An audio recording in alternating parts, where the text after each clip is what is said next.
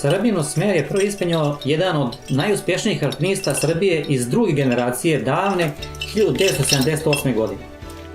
Kao i ostali klasici u južnoj steni Vukana, Srbina Smer ima izrazito mali broj ponavljanja. Po gustom rastinju u prvom rastežaju stvara se utisak da je stena položena.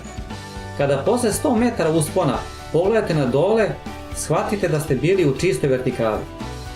Postavlja se opravdano pitanje, šta je razlog rijetkog ponavljanja klasika srpskog alpinizma? Jedan deo odgovora sadržan je u sledećem. U Srbiji kroz alpinističku obuku godišnje prođe sasvim solidan broj ljudi.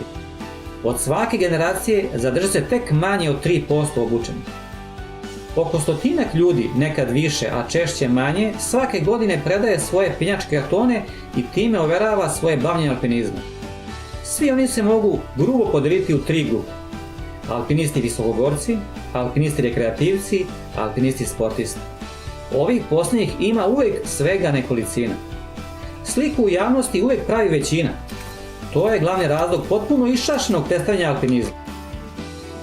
Srbina Smer ne predstavlja neki posebno vrijedan alpinistički rezultat, ali je iznad svih onih kojima se oglašavaju alpinisti visokogorci i rekreativci.